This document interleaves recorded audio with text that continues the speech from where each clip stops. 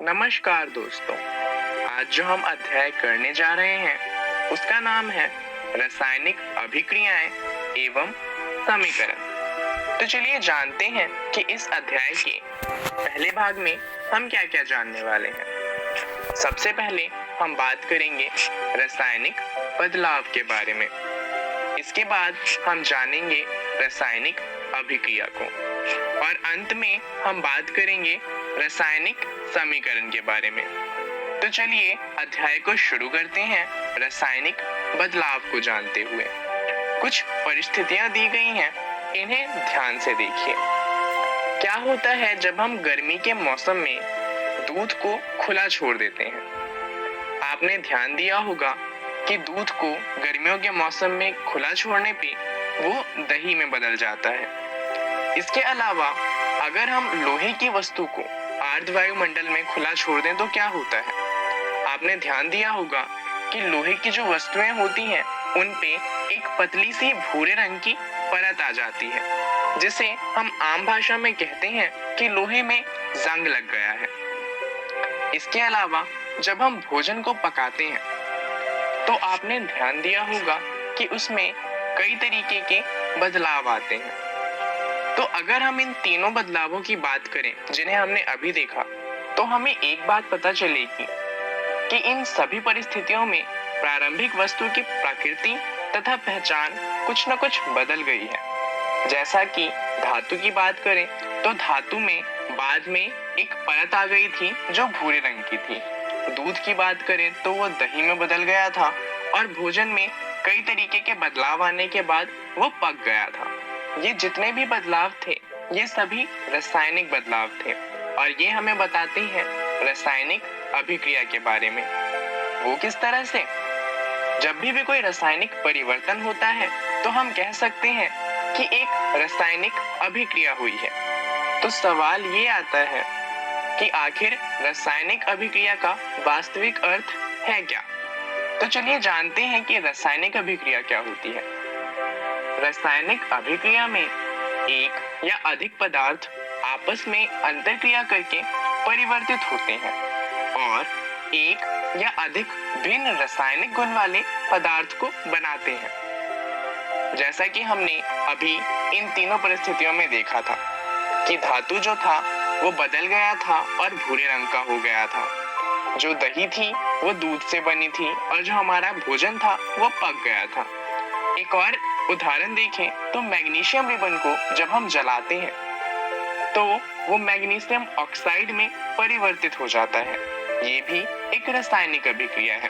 अब यहाँ तो हमें बता दिया गया कि ये रासायनिक अभिक्रिया है, पर किसी क्रिया को देखकर हमें पता कैसे चलेगा कि वो रासायनिक है या नहीं है? ये पता करने के लिए जितनी भी रासायनिक अभिक्रिया होती है उन सभी के कुछ संकेत होते हैं। चलिए जानते हैं कि वो संकेत क्या है जिनसे हमें ये पता चलेगा कि जो क्रिया हुई है वो रासायनिक है या नहीं।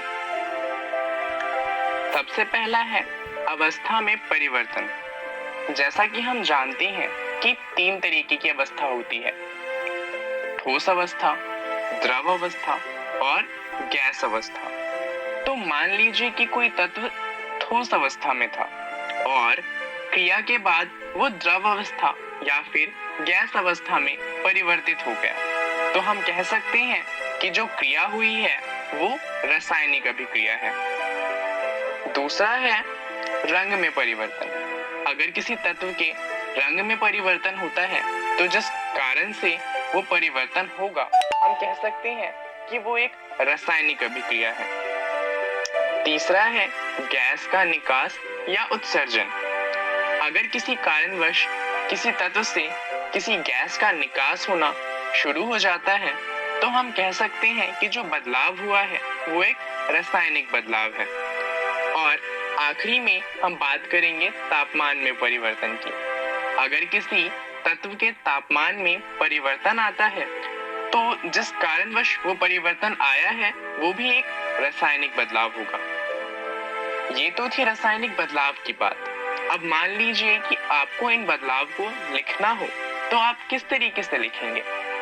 तो चलिए जानते हैं रासायनिक समीकरण के बारे में।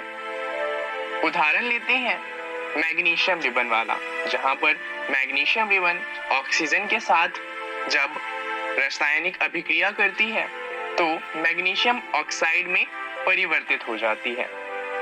इसे कुछ इस तरीके से लिखा जा सकता है, मैग्नीशियम प्लस में ऑक्सीजन, जिससे हमें मिलता है मैग्नीशियम ऑक्साइड।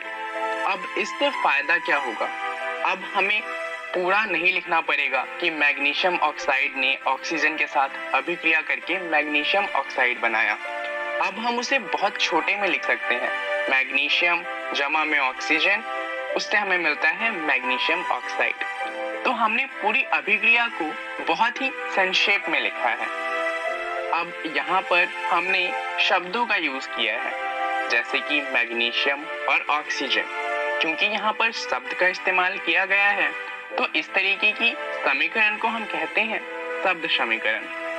तो चलिए जानते हैं कि इस वीडियो में हमने क्या क्या जाना।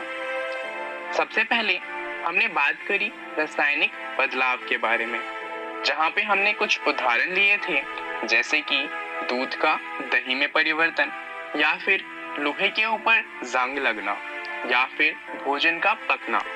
उसके बाद हमने बात करी रासायनिक अभिक्रिया के बारे में, जहां पर हमने ये जाना कि रासायनिक अभिक्रिया में जो तत्व होता है उसकी प्रकृति बदल जाती है और एक भिन्न प्रकृति वाले तत्व का निर्माण होता है। उसके बाद हमने बात करी रासायनिक समीकरण के बारे में, जहां हमने ये जाना कि रासायनिक अभिक्रिया को संक्षेप रूप में किस तरीके से लिखा जा सकता है। चलिए अब जानते हैं कि अगली वीडियो में हम क्या जानने वाले हैं। अगली वीडियो में हम बात करेंगे रासायनिक समीकरण को किस तरीके से लिखा जा सकता है उसके बारे में। उसके साथ साथ हम ये भी जानेंगे कि इन रासायनिक समीकरण को संतुलित किस तरीके से किया जा सकता है और इन्हें संतुलित करने का महत्व क्या है। धन्यवाद।